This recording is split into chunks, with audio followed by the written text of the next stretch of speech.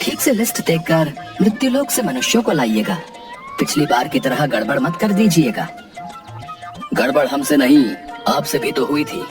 बिना वेरीफाई किए हुए आपने कई आदमियों को स्वर्ग के बदले नर्क और नर्क जाने वाले आदमियों को स्वर्ग का टिकट अलॉट कर दिया था।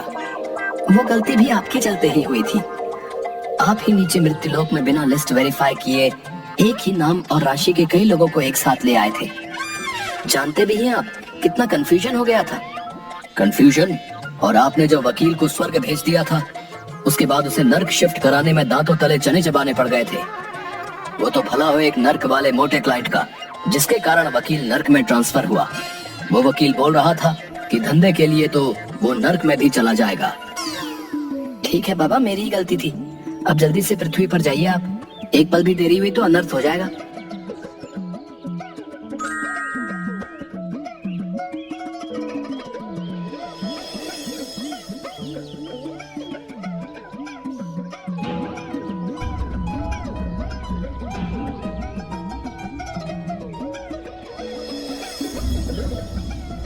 बेटा महेश, ये कवि तो अभी कविता सुना रहा है, लेकिन इसकी अभी अकाल मृत्यु है।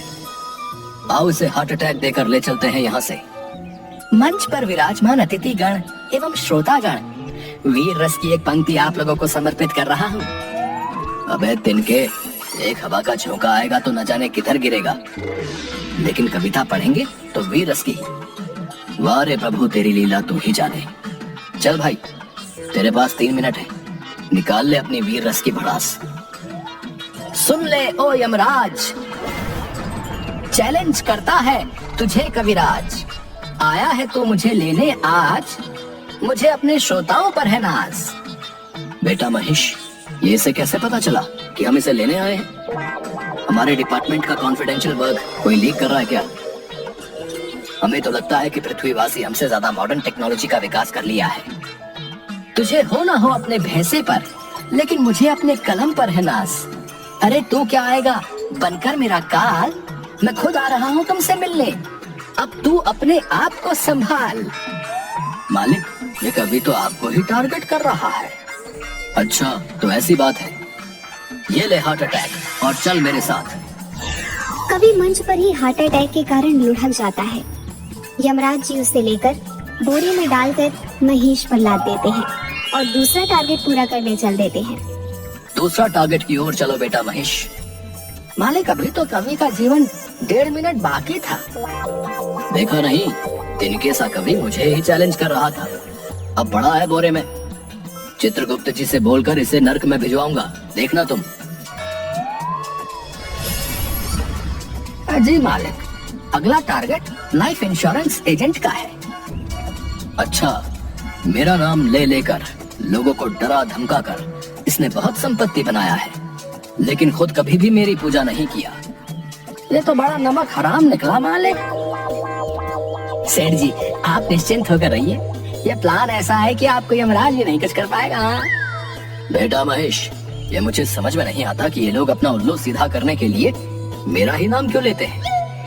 मालिक, इन्हीं लोगों ने आपको बदनाम कर रखा है। शायद इसी कारण आपकी पूजा मृत्युलोक पर नहीं होती। अच्छा, अभी इसे मजा चखाता हूँ। जीवन बीमा का प्लान बेचने वाले अपना बीमा तो करवा लेता। यमराज बीमा एजेंट को भी ब्रेन हेमरेज करवाकर अपने साथ ले लेते हैं। अगला नंबर एक डॉक्टर का रहता है। चलो अब कुछ पढ़े लिखे लोगों से मिला जाए। जी मालिक, चलिए इन्हें भी ले लेते हैं।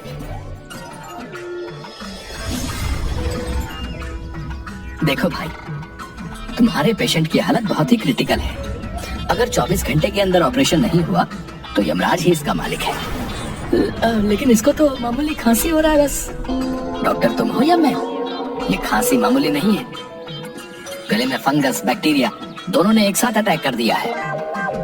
लेकिन इसके लिए आपने culture test, HIV test, xray, CT scan, इतने सारे टेस्ट क्यों लिखवा दिए हैं? इसलिए आप लोगों को कहता हूँ, अपने से डॉक्टर बनने की कोशिश नहीं करें। मैं कोई रिस्क नहीं लेना चाहता। क्रिटिकल केस है पेशेंट का। चलिए अब काउंटर पर जाकर 2 लाख रुपया जमा करवाइए। और 6-7 लाख रुपए का इंतजाम कर लीजिएगा। अब लेकिन इतना पैसा कहाँ से लाऊंगा? आप एक बार ठीक से चेकअप कर लीजिए प्लीज। मुझे नहीं लगता कि ऑपरेशन की जरूरत होगी। मैंने अच्छे से चेकअप कर लिया है। जाइए पैसे जमा कर और पैसे का इंतजाम कीजिए। अपने पेशेंट का यमराज नहीं बनिए। देख रहा है ना बेटा महेश, किस तरह इन लोगों ने मेरा नाम बदनाम कर रखा है। इस डॉक्टर को तो अब एक पल भी जिंदा नहीं छोड़ सकता।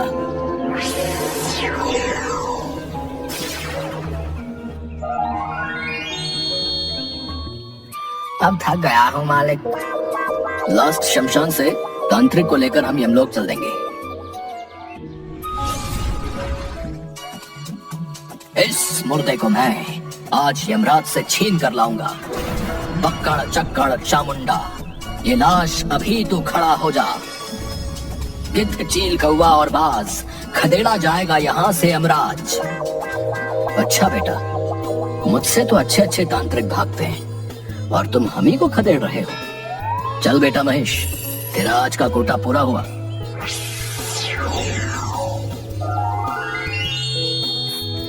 इस तरह यमराज कवि, एजेंट, डॉक्टर और तांत्रिक को लेकर यमलोक चले जाते हैं। लेकिन सब उल्टा पुल्टा हो जाता है। वहां पहुंचते पहुंचते उनका लिस्ट बदल जाता है। पता चलता है कि इन लोगों की जिंदगी अभी बाकी है।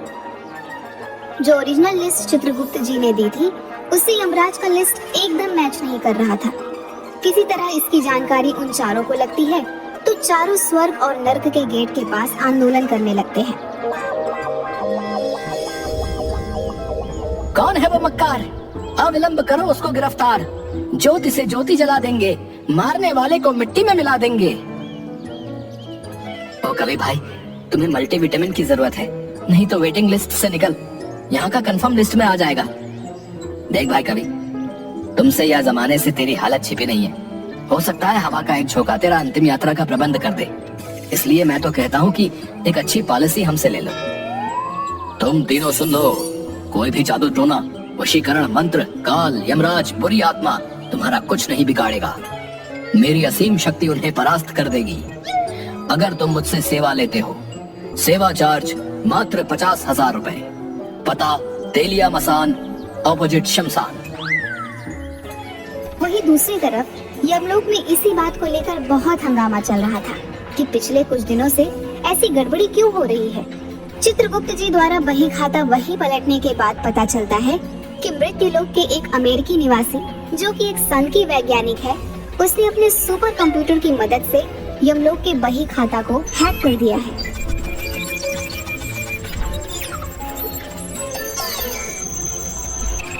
ओह, अब क्या होगा? देखता हूँ क्या हो सकता है। इन चारों को यमलोक लाए कितनी देर हुई है? 3 मिनट। पहले बिना समय गवाए इन चारों को मृत्युलोक छोड़कर आइए। अगर किसी ने अंतिम संस्कार कर दिया तो अनर्थ हो जाएगा। यमराज तुरंत उन चारों को लेकर महिष पर लाद कर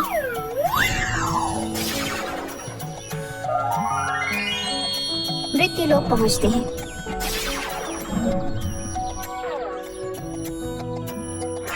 और उन सभी को उनके उनके शरीर में वापस भेज देते हैं। उनके परिजन, जो उस समय रो रहे थे, विलाप कर रहे थे, उन्हें वह जिंदा पाकर बहुत खुश होते हैं। यमराज वापस यमलोक पहुंचकर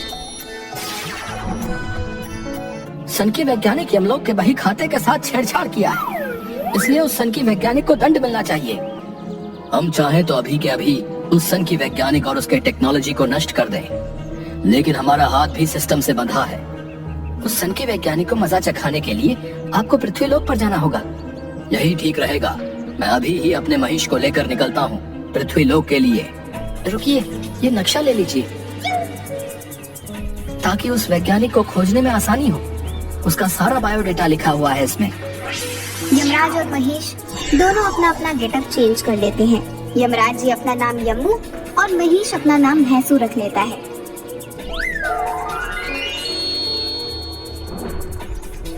दोनों अमेरिका के हवाई द्वीप के एक निर्जन टापू पर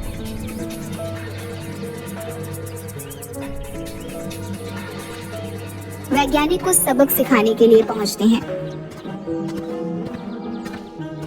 सिक्योरिटी से बच बचाकर दोनों वैज्ञानिक के लैब के पास पहुंचते हैं। तभी तभी एक गार्ड उन्हें देख लेता है। यह कौन है वहाँ? अंदर कैसे आ गए? सिक्योरिटी। हाय भैया, कैसे हो? अरे अरे अरे भाई, तुम भी इंडियन हो का? हाँ भाई, हम हैं यम्मू और यह है महेश। वैसे तुम भारत में कहाँ से हो गार्ड भाई? अरे हम तो बिहार से हैं। वैसे तुम लोग कहाँ से हो भाई? ये तो गजब होई गवा, हम सभी बिहार से हैं। अरे ला मर्दे, तनी खैनी खिला। बहुत दिन हो गईल आपन बिहारी खैनी खायल। अमेरिका में बिहारी जैसन खैनी कहाँ मिलेला? यहाँ के वर्जीनिया खैनी और शिकार में वो दम नहीं खे।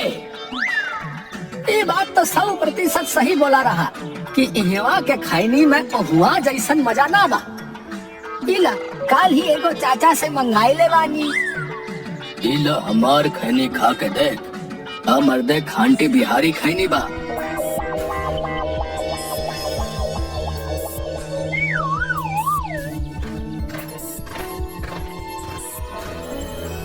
आओ आओ, वेलकम। तुम दोनों की एक्टिविटी मैं अपने सुपर स्मार्ट कंप्यूटर पर मेन गेट से ही देख रहा हूँ। जिस तरह से तुम दोनों ने मेरे सिक्योरिटी और गार्ड्स को चकमा दिया है, मैं तुमसे मिलने को और बेचैन हो गया था।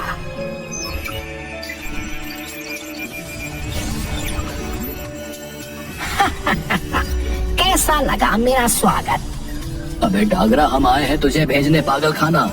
ये ले तेरा पिंजरा। ओहो, इंटरेस्टिंग। ये ले, अब बच के दिखा। डागरा के हाथों में से एक रे निकलकर उन दोनों की ओर बढ़ती है, लेकिन पहले से तैयार यम्मू और भैंसू दोनों उस रे को अपने सुरक्षा कवच से बेकार कर देते हैं। कैसा रहा यमलोक का अंदाज? इसके बाद यम्मू बढ़कर सनकी वैज्ञानिक डागरा को पकड़ लेता है और उसके दिमाग में पीछे से 2 नस को दबा देता है। ये ले भटके हुए मनुष्य, तू अब अपने बचपन के मजे ले। अब वह वैज्ञानिक अपना सारा मेमोरी भूलकर बच्चों की तरह ट्रीट करने लगता है। अरे अंकल, आपकी मूत के साथ मुझे खेलना है।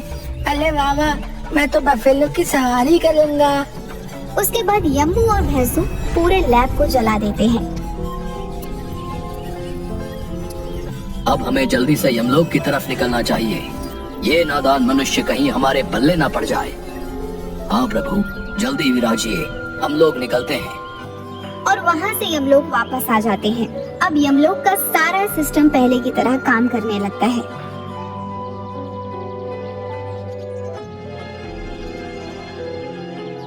क्यों चित्रगुप्त जी, मानते हो ना कि यम है हम? सब कुछ नॉर्मल करके सिस्टम सही कर दिया। जी प्रभु, तभी तो आप यमलोक के कर्ता धर्ता हो। आपकी जय हो।